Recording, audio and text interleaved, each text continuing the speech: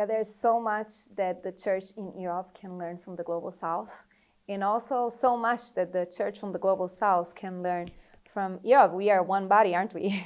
So the church in the Global South, some of the things that I've been learning from Europe, it's just a continent that has learned about the importance of engaging the mind.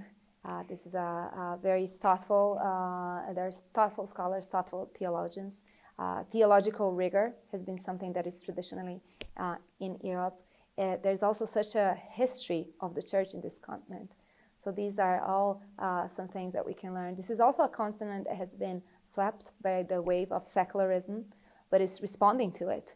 So other continents that are beginning or in the midst of this can learn maybe from some of the mistakes that the church in Europe has done in the past, but also how we have been responding to this wave of secularism. But yes, there's also some things that the church in Europe can learn from the Global South.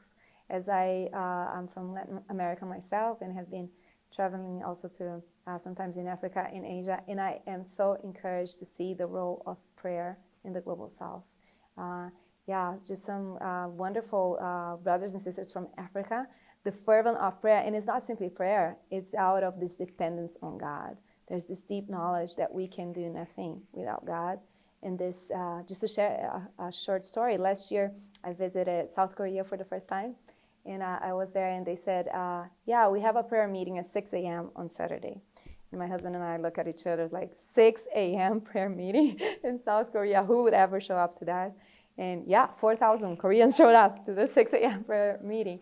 And it's just a symptom of how prayer is vital in parts of Asia and Africa and Latin America. And this dependence on God, isn't that where it's all coming from? We can do nothing without Him.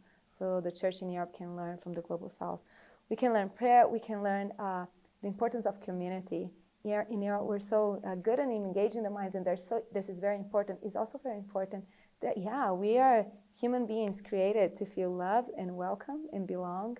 And community is so vital for Latin America, for Africa. And we've seen a lot of, just people responding to the very simple role of community.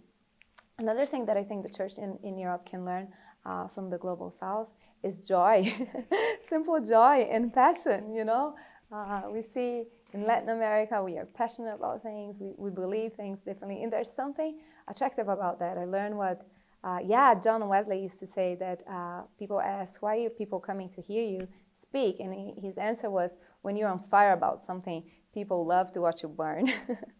So when we are on fire about Jesus and about what He is about in His kingdom, people love to watch us burn. So burning for Him and be joyful and passionate. And lastly, the role of supernatural.